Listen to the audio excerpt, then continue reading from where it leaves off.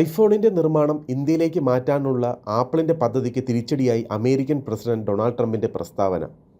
Apple ഇന്ത്യയിൽ നിർമ്മിക്കുന്നതിൽ തനിക്ക് താൽപ്പര്യമില്ലെന്നാണ് apple സിഇഒയോട് ഖത്തറിൽ വെച്ച് ഡൊണാൾഡ് ട്രംപ് പറഞ്ഞത്.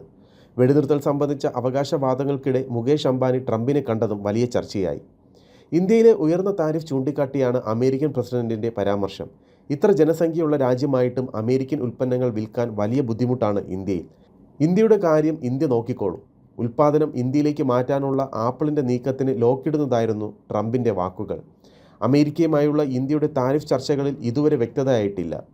നാമമാത്രമായതോ ഒട്ടും താരിഫില്ലാതെയോ ഉള്ള ഡീൽ ഓഫർ ചെയ്യപ്പെട്ടിരിക്കുന്നതായാണ് ട്രംപിൻ്റെ അവകാശവാദം. ഇന്ത്യക്കും പാകിസ്ഥാനും വ്യാപാര വാഗ്ദാനം ചെയ്താണ് വെടിനിർത്തൽ സാധ്യമാക്കിയതെന്ന വാദവും ട്രംപ് ആവർത്തിച്ചിരുന്നു. ഇതിനിടയിലാണ് ഇന്ത്യയിലെ ഏറ്റവും പ്രധാന വ്യവസായിയായ മുകേഷ് അംബാനി ഖത്തറിൽ അമേരിക്കൻ പ്രസിഡന്റിനെ കണ്ടത്. ലുസൈൻ പാലസിൽ വെച്ച് അത്താഴ വിരുന്നിലായിരുന്നു കൂടിക്കാഴ്ച. അതേസമയം ആരുടെ താൽപ്പര്യങ്ങൾക്കൊപ്പമാണ് ഈ കൂടിക്കാഴ്ച എന്നതാണ് എക്സ് പ്ലാറ്റ്ഫോമിലെ ചോദ്യങ്ങളും ചർച്ചകളും.